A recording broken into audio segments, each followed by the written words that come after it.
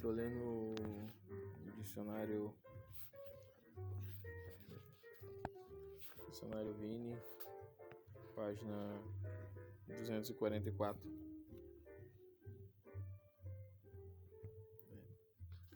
A palavra é a presa. Em hebraico ela é shalal. Presa, saque, espólio, pilhagem, ganho. Esta palavra ocorre 75 vezes em todos os períodos do hebraico bíblico. O termo shalal significa literalmente presa, que um animal persegue, mata e come. Benjamim é lobo que despedaça pela manhã, comerá a presa shalal e à tarde repartirá o despojo. Gênesis 49, 27. Primeira ocorrência. A palavra pode significar saque, o espólio de guerra, incluindo tudo que o soldado ou exército captura, leva de um inimigo, salvo as mulheres e as crianças e os animais. Todo o seu despojo tomarás para ti. Deuteronômios 20, 14.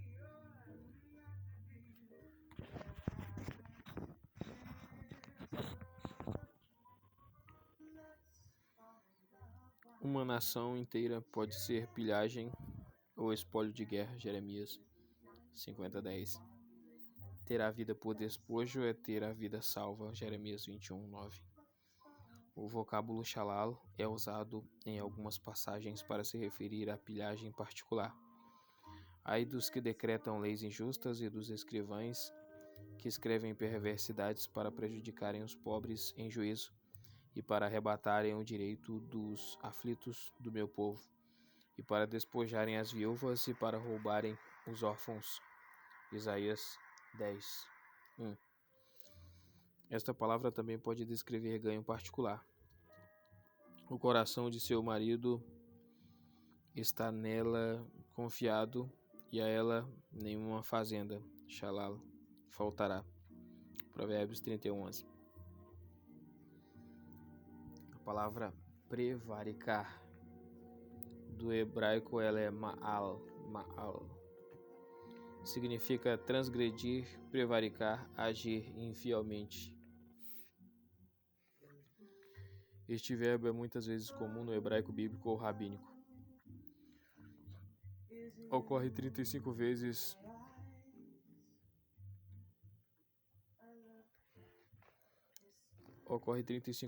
no Antigo Testamento hebraico, particularmente no hebraico recente, embora podendo ser traduzido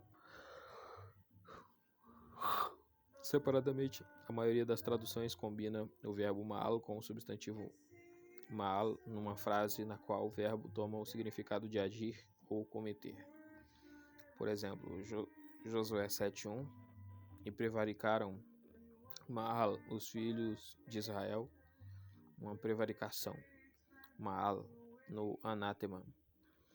Ou, numa tradução mais livre, mas os israelitas agiram infielmente, mas o povo de Israel infringiu a fé, mas os israelitas desafiaram a proibição.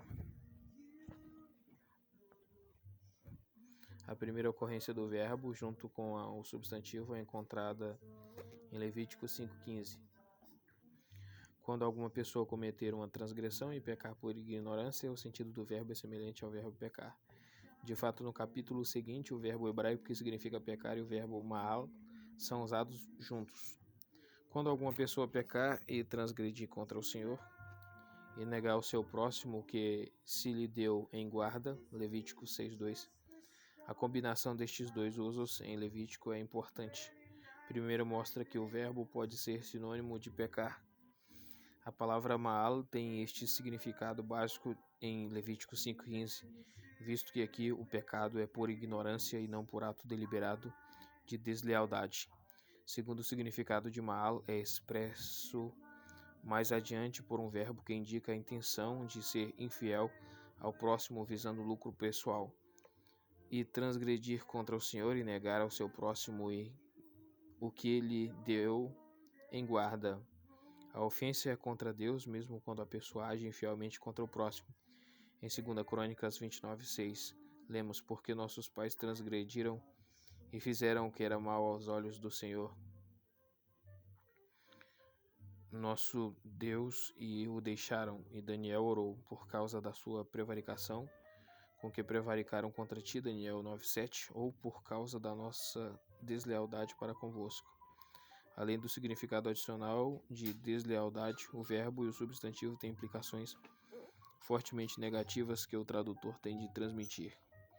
Quando Deus falou a Ezequiel: filho do homem, quando uma terra pecar contra mim, gravemente se rebelando, cometendo graves transgressões, então estenderei a mão contra ela e arrancarei dela homens e animais. Ezequiel 14:13.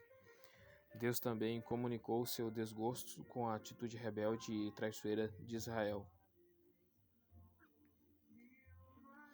Este fato também é comunicado neste mesmo versículo: filho do homem, quando uma terra pecar contra mim, gravemente se rebelando, cometendo graves transgressões. O verbo mal expressa, em geral, a deslealdade do homem para com Deus. Levíticos 26:40 e Deuteronômio 32:51. A palavra também significa a fidelidade de uma pessoa a outra. Em particular, ilustra a infidelidade no casamento. Quando a mulher de alguém se desviar e prevaricar contra ele, de maneira que algum homem se houver deitado com ela, Números 5:12 e 13, então Levíticos 6:2 também deve ser entendido neste sentido. Quando alguma pessoa pecar e transgredir, for infiel contra o Senhor e negar ao seu próximo o que se lhe deu em guarda, na Septuaginta encontramos estas traduções: atetein, invalidar, rejeitar, cometer ofensa; azuntetein, ser infiel; e apistanei, enganar, retirar-se. As expressões agir ou ser infiel e infringir a fé expõem mais explicitamente a natureza pública do pecado do que os termos transgressão, cometer transgressão, transgredir, prevaricar, rebelar-se. B. Substantivo: Ma'al, transgressão, ato infiel, ato traiçoeiro. Este substantivo é usado 29 vezes no hebraico bíblico. Além do sentido primário da transgressão, pode haver sentido primário de transgressão, pode haver a indicação do motivo pelo qual o pecado foi cometido. A maioria dos usos apoia a ideia de infidelidade e deslealdade. Trata-se de ato cometido por uma pessoa que conhece bem, mas que por motivos egoístas age de má fé. A história de Acã corrobora a atitude de deslealdade. Josué 7:1. Josué desafiou Israel a não seguir o exemplo de Acã. Não cometeu Maal, Acã, filho de Zerá, transgressão, Maal, no tocante a anátema, e não veio ira sobre toda a congregação de Israel. Josué 22:20. Em 2 Crônicas 29:19, a infidelidade foi cometida contra Deus. Também todos os objetos que o rei Acás, no seu reinado, lançou fora. Na sua transgressão, o substantivo Maal também aparece em Esdras 9:2, e até a mão dos príncipes e magistrados foi a primeira nesta transgressão. A palavra primeiro, Rishon, no hebraico. Rishon. Anterior, superior, primeiro. Esta palavra provém de uma raiz semítica comum, que também admite Rosh, cabeça, que é Rosh, né? Rosh, cabeça, e Reshit, começo. A palavra Rishon, que aparece 182 vezes, primeira vez em Gênesis 8:13, está bem representada ao longo de todo o Antigo Testamento, com exceção dos livros poéticos e dos profetas menores. O significado básico de Rishon é primeiro em uma série. A palavra é o antônimo de Aharon, último. Por outro lado, Rishon quer dizer Aaron, né? Aharon. Aharon é o último, Rishon é primeiro. Por outro lado, Rishon se refere ao primeiro mês, Êxodos 40:2. Ao primeiro dia, Êxodos 12:15. A primeira casa, templo, Esdras 3:12. E ao primogênito, Gênesis 25:25. Por outro lado, a palavra denota a mais proeminente o mais proeminente em uma série. Assim, Deus é o primeiro, como também o último. Quem operou e fez isso, chamando as gerações desde o princípio? Eu, o Senhor, o primeiro, e com os últimos eu mesmo. Isaías 41:4. As pessoas mais proeminentes em uma festa se sentavam no primeiro lugar. Esté 1:14. O uso de Rishon com pai, em teu primeiro pai, pecou e os teus intérpretes prevaricaram contra mim. Isaías 43:27. Expressa como o começo de Israel foi de pecado e rebelião. Para a referência de tempo, Rishon significa o que foi, isto é, o anterior. Este uso aparece em expressões que significam posição anterior. Gênesis 40:13. O marido falecido, Oséias 2:7. Os termos primeiros profetas, Zacarias 1:4, e os antepassados, Levíticos 26:45, são melhor entendidos como expressões que se referem ao passado. A expressão profética, dias anteriores, diferente de últimos dias, expressa o pecado passado de Israel e o julgamento de Deus sobre Israel. Eis que as primeiras coisas passaram e as novas coisas eu vos anuncio, e antes que venham à luz, vou-las faço ouvir. Isaías 42:9. As traduções da Septuaginta são protestos, antigo, anterior, superior, protos, primeiro, antigo e mais antigo. Em prostem, em frente, arche, começo, causa, primeira, governante, governante, governo. A palavra agora é primogênito, que no hebraico é Bekor, primogênito. A palavra Bekor aparece por volta de 122 vezes no hebraico bíblico e em todos os períodos. A palavra representa o primogênito de uma família, Gênesis 25:13. A palavra também representa o primogênito de uma nação, coletivamente, Números 3:46. A forma plural da palavra aparece ocasionalmente em Neemias 10:36. Nesta passagem, a palavra também é aplicada a animais. Em outras passagens, a forma singular de Bekor significa um único animal primogênito. Levíticos 27:26. Ou coletivamente o primogênito de um rebanho. Êxodo 11:5. O filho mais velho ou primogênito, Êxodo 6:14, tinha privilégios especiais na família. Ele recebia a bênção familiar especial, o que significava liderança espiritual e social e uma porção dupla das posses do pai, ou 2 vezes o que todos os outros filhos recebiam. Deuteronômios 21:17. Ele podia perder esta bênção por má ação, Gênesis 35:22, ou vendendo-a, Gênesis 25:29, 34. Deus reivindicou que todo Israel e todas as suas possessões lhe pertenciam. Como prova desta reivindicação, Israel devia lhe dar todos os primogênitos. Êxodo 13, do 1 ao 16. Os animais seriam sacrificados, redimidos ou mortos, enquanto que as crianças masculinas eram redimidas ou substituídas pelos levitas ou pelo pagamento de um preço de redenção. Números 3:40. Israel era o primogênito de Deus, desfrutava posição privilegiada e bênção sobre todas as outras nações. Êxodo 40:22 e Jeremias 31:9. O primogênito da morte é uma linguagem que significa doença mortal. Jó 18:13. O primogênito dos pobres é a classe mais pobre de pessoas. Isaías 14:30. Bicurim, primeiros frutos, primícias. Este substantivo aparece 16 vezes. As primícias do grão e do fruto colhidas deviam ser oferecidas a Deus. Números 28:26. Em reconhecimento da propriedade de Deus, da terra e sua soberania sobre a natureza. O pão das primícias era o pão feito com os primeiros grãos da colheita, apresentados a Deus no Pentecostes. Levíticos 23:20. O dia das primícias era o Pentecostes. Números 28:26. A palavra agora é príncipe. O hebraico é nazi. Príncipe, chefe, líder. Este substantivo aparece 129 vezes no hebraico bíblico. A primeira ocorrência de nazi está em Gênesis 26:6. Ouve-nos, meu Senhor, príncipe de Deus, és no meio de nós. Os livros e Números e Ezequiel usam a palavra com muita frequência. Em todos os lugares, raramente ocorre. Embora a origem e o significado de nazi sejam controversos, está obviamente associado com liderança israelita e não israelita. Eminote propôs a ideia de que Nazi era originalmente uma representação tribal. O deputado-chefe Israel recebeu a promessa de gerar 12 príncipes. Gênesis 17, 20, Gênesis 25, 16. Os midianitas tinham príncipes, Números 25, 18, como também os tinham os amorreus. Josué 13, 21. Os povos do mar, Ezequiel 26, 16. Quedar, Ezequiel 27, 21. Egito, Ezequiel 30, 13. E Edom, Ezequiel 32, 29. Israel também tinha príncipes, e aconteceu que ao sexto dia colheram pão em dobro, 2 homens para cada um, e todos os príncipes da congregação vieram e contaram-no a Moisés. Êxodo 16, 22. Os príncipes de Israel participaram da liderança civil e também eram considerados pilares na vida religiosa israelita, os defensores do estilo de vida do concerto.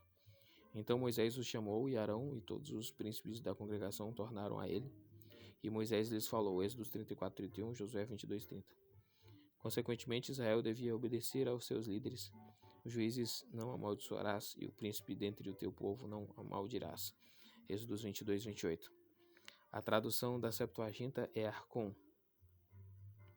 Governante, soberano, senhor, príncipe, autoridade oficial. Outro substantivo, Neziim, está relacionado com Nazi. A palavra que é encontrada 4 vezes significa nuvens. Como nuvens e ventos que não trazem chuva, assim é o homem que se gaba falsamente de dádivas. Provérbios 25, 14. Nasa, erguer, carregar. Este verbo aparece 654 vezes no Antigo Testamento. Ocorre uma vez em Gênesis 44, 1. Enche de mantimento sacos destes varões quando puderem levar. A palavra procurar. Procurar, abacaxi. Buscar, procurar, consultar. Este verbo só ocorre no garítico, fenício e hebraico, bíblico e pós-bíblico. Aparece na Bíblia em torno de 220 vezes em todos os períodos. Basicamente, bacash quer dizer procurar algo que está perdido, ou pelo menos cuja localização é desconhecida. Em Gênesis 37, Em Gênesis 37:15, um homem pergunta a José: que procuras? A acepção especial deste sentido é procurar entre um grupo, escolher, selecionar algo ou alguém que ainda não foi designado, como em 1 Samuel 13:14. Já tem buscado o Senhor para si um homem segundo o seu coração. Buscar a face de alguém é procurar chegar diante dele ou ter uma audiência favorável com ele.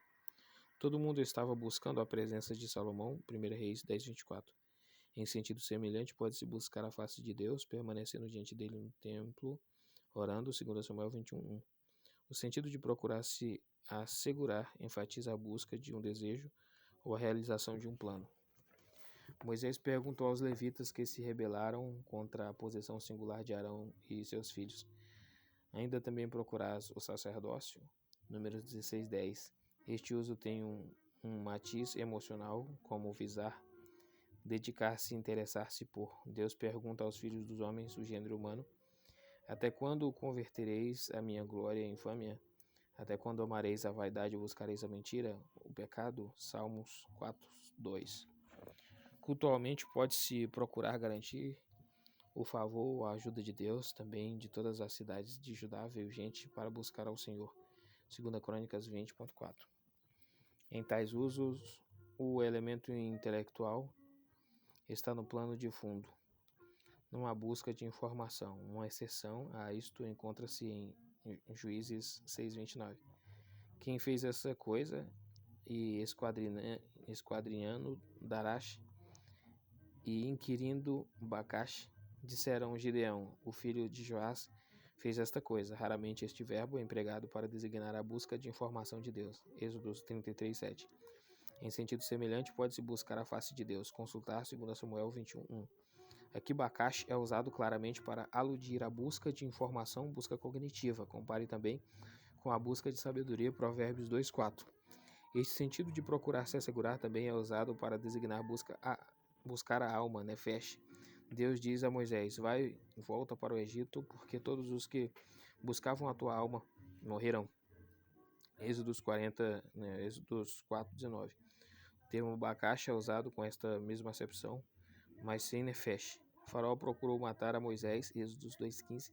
Só 2 vezes esta acepção é aplicada a procurar obter o bem de alguém, como no Salmo 122:9. Por causa da casa do Senhor, nosso Deus, buscarei o teu bem. Em geral, darash é usado para se referir a procurar o bem de alguém. Em cerca de 20 vezes, bakash significa tornar alguém responsável por algo, porque aquele que fala tem direito legal, verdadeiro ou imaginário, sobre tal coisa.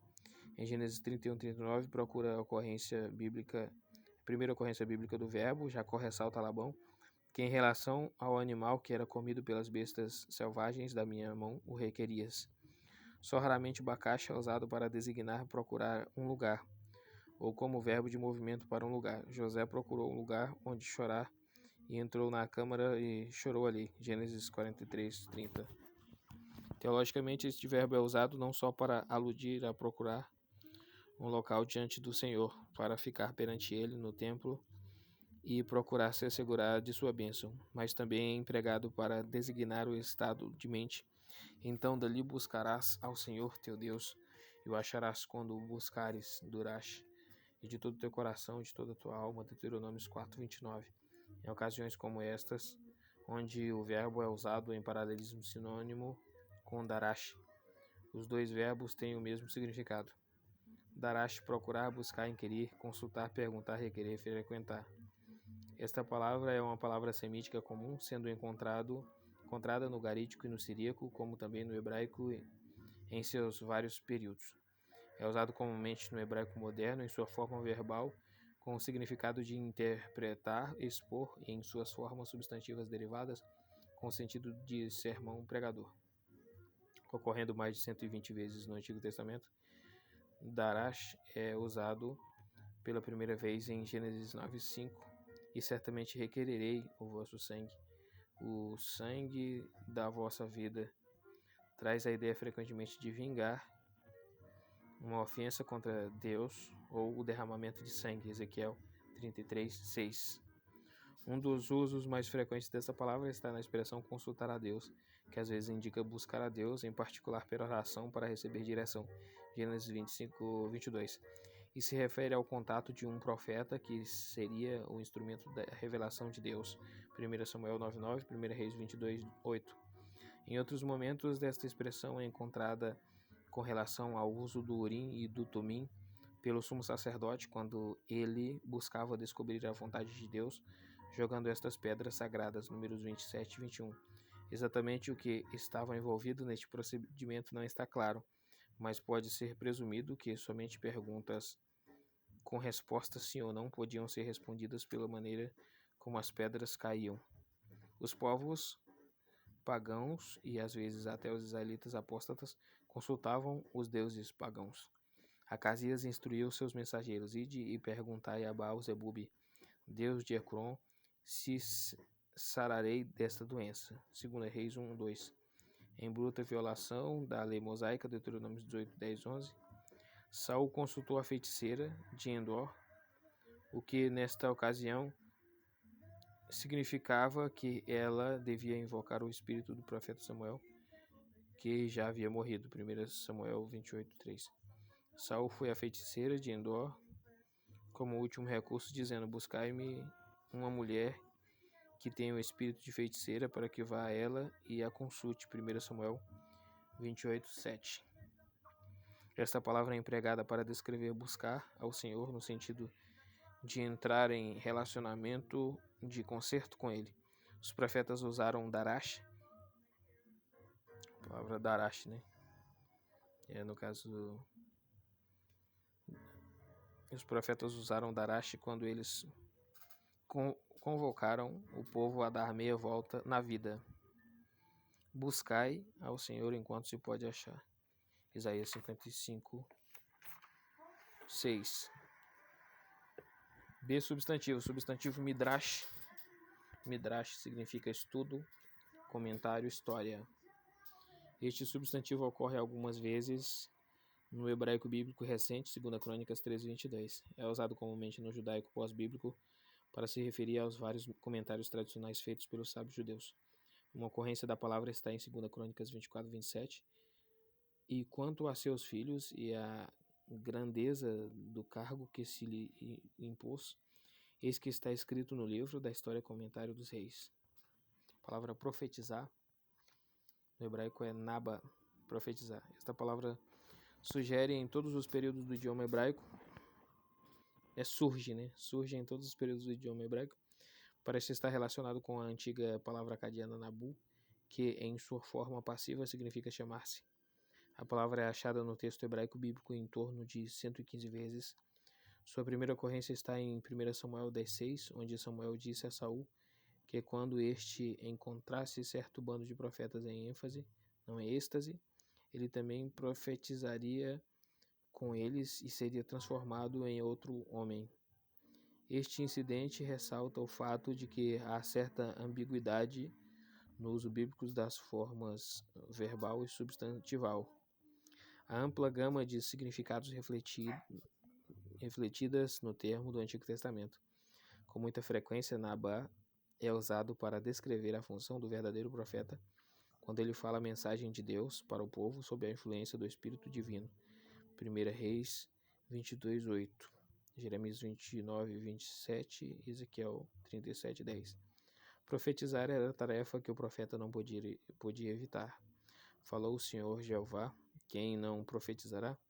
Amós 3:8, Jeremias 20:7, onde Jeremias diz que ele foi atraído e forçado a ser profeta. Ainda que a fórmula, a palavra do Senhor veio ao profeta, seja usada literalmente centenas de vezes no Antigo Testamento, não há indicação real sobre a maneira pela qual vinha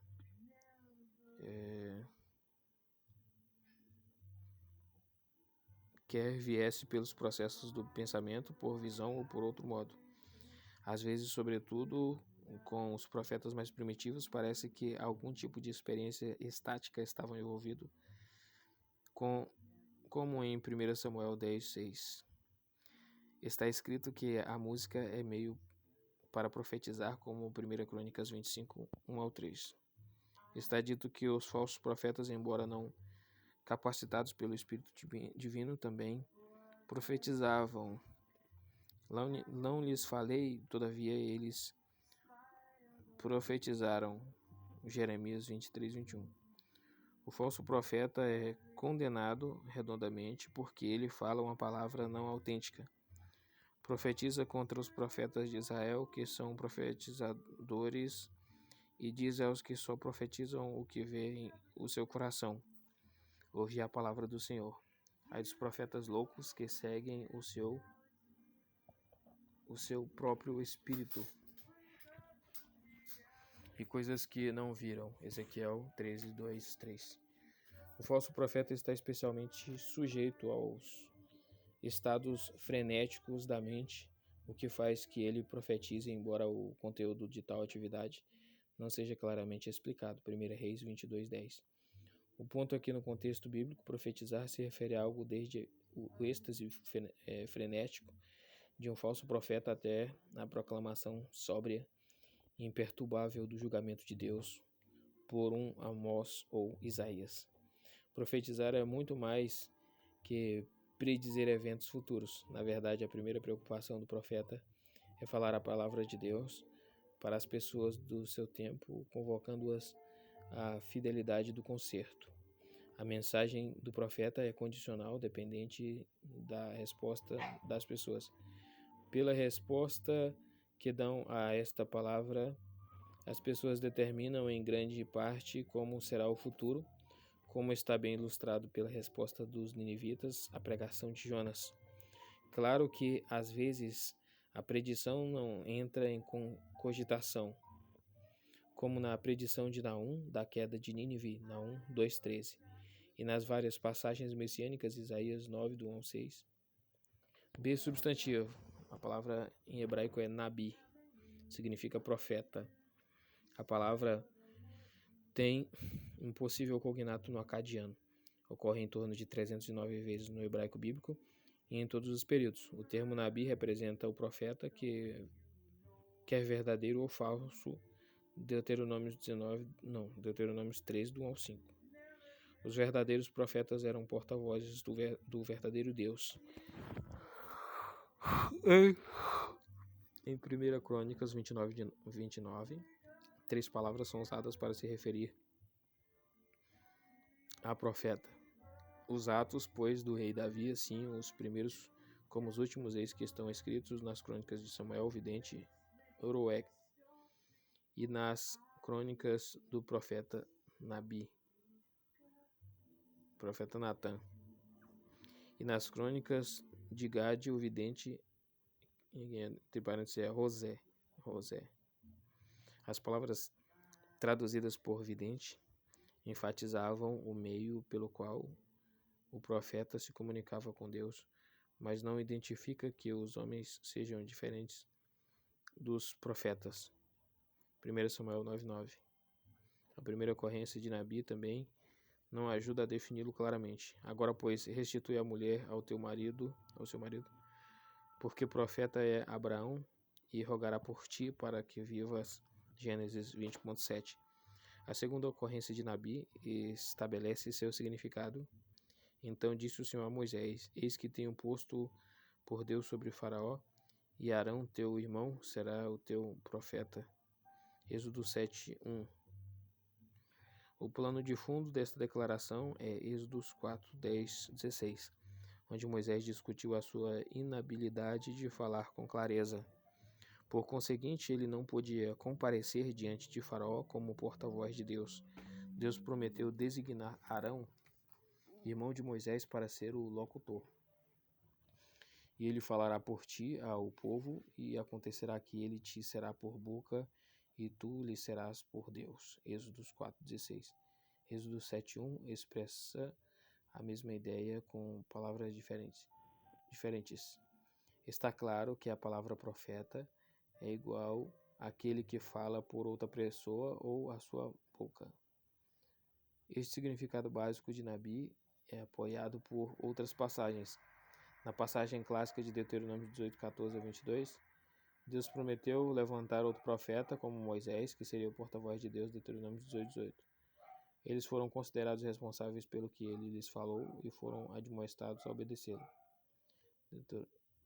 Deuteronômio 18:19. Entretanto, se o que o profeta dissesse e comprovasse estar errado, ele seria morto. Deuteronômio 18:20. Imediatamente isto constitui promessa e definição da longa sucessão de profetas de Israel. Em última instância, é uma promessa do grande profeta Jesus Cristo, Atos 3:22-23. O profeta, ou sonhador de sonhos, podia fazer milagres para demonstrar que ele era homem de Deus. Mas as pessoas deviam olhar para a mensagem em vez de se concentrar no milagre, antes de obedecerem à mensagem. Deuteronômio 13, do 1 ao 5. No plural, Nabi é usado para aludir àqueles que não atuam como porta-vozes de Deus. No tempo de Samuel, havia homens que o seguiam. Eles se ocupavam de louvar a Deus frequentemente com cânticos e procuravam instigar as pessoas a se voltar para Deus. 1 Samuel 10:5. Os seguidores de Elias e Eliseu se organizaram em grupos para ajudar ou aprender destes mestres. Eram chamados filhos dos profetas. 1 Reis 30:35.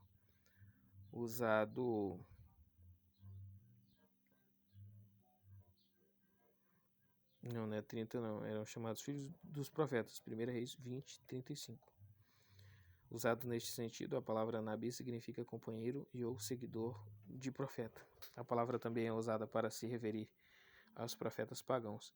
Agora, pois, envia a juntar a mim todo Israel no Monte Carmelo, como também os 450 profetas de Baal e os 400 profetas de Azerá, que comem da mesa de Jezabel. 1 Reis 18:19.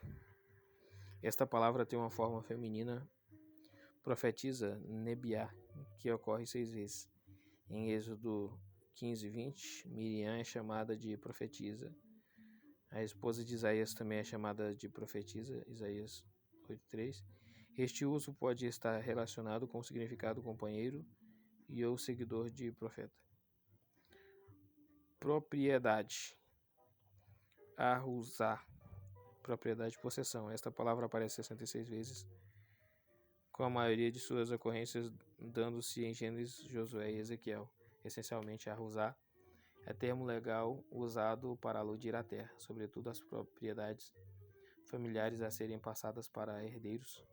Em Gênesis 17:13, primeira ocorrência da palavra. É prometido a Abrão o território da Palestina como possessão tribal ou familiar até futuro indiscriminado, em Gênesis 23:20. Gênesis 23:4-9, a palavra traz significado semelhante. A diferença é que aqui a responsabilidade feudal não está relacionada com esta possessão.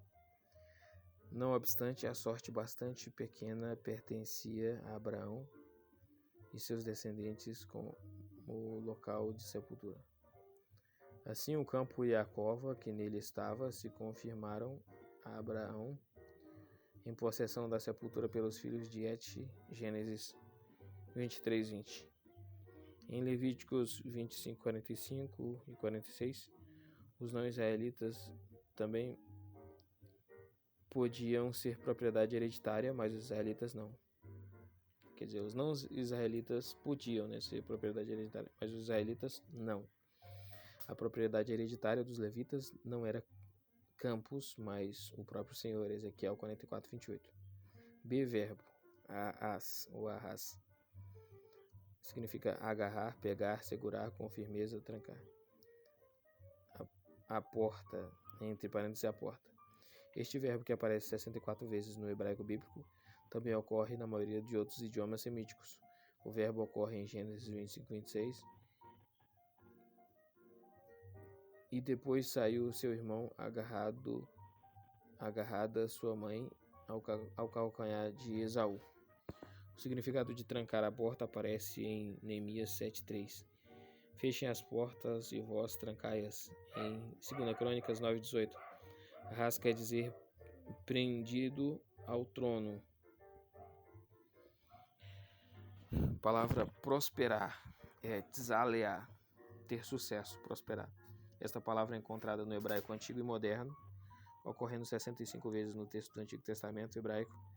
A palavra é achada primeiramente em Gênesis 24:21 para saber se o Senhor havia prosperado a sua jornada ou não. Esta palavra expressa a ideia de aventura bem-sucedida em contraste com fracasso.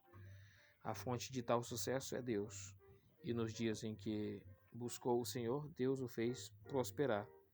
2 Crônicas 26:5. A despeito disso, as circunstâncias da vida levaram à questão: por que prospera o caminho dos ímpios? Jeremias 12:1. Às vezes, desalear é usado de modo tal a indicar vitória. E neste teu esplendor cavalga prosperamente, Salmos 45:4, sendo mais apropriado a tradução cavalga vitoriosamente. A palavra agora é prostituir-se. Do hebraico é zaná.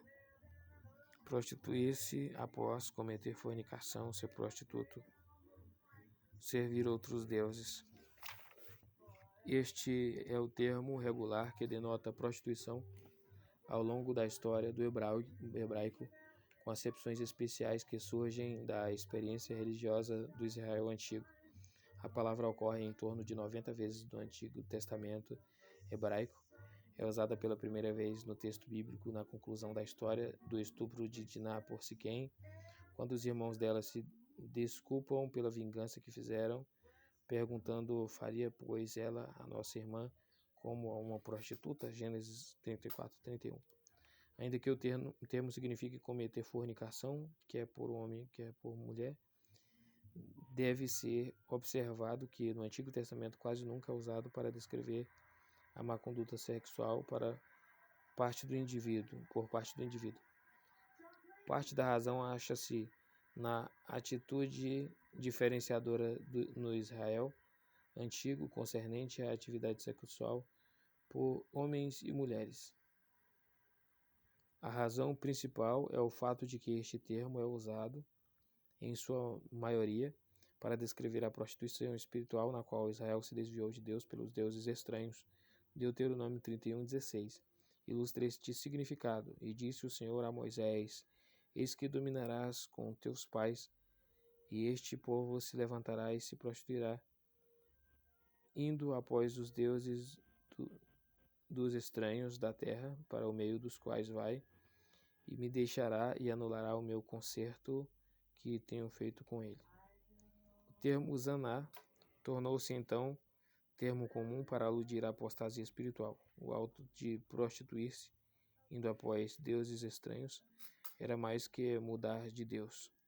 Este fato era especialmente verdade quando Israel foi após os deuses cananeus, pois a adoração destas deidades pagãs envolvia verdadeira prostituição com prostitutas e ou prostitutos cultuais ligados aos santuários cananeus. No Antigo Testamento, o uso da expressão prostituir-se após os deuses implica o envolvimento do indivíduo com prostitutos cultuais. Temos um exemplo em Êxodos 34:15: para que não faças concerto com os moradores da terra, e não se prostituam após os seus deuses, nem sacrifiquem aos seus deuses, e tomes mulheres das suas filhas para os teus filhos e suas filhas, prostituindo-se após os seus deuses, façam que também seus filhos se prostituam após os seus deuses. A teoria religiosa por trás de tal atividade no santuário cananeu era que as atividades sexuais com prostitutos ou prostitutas cultuais, os quais representavam os deuses e as deusas do culto da fertilidade cananeia, estimulariam a fertilidade das colheitas e rebanhos. Tais prostitutos cultuais não eram considerados prostitutos, mas antes os santos ou os separados, já que o termo semítico traduzido por santo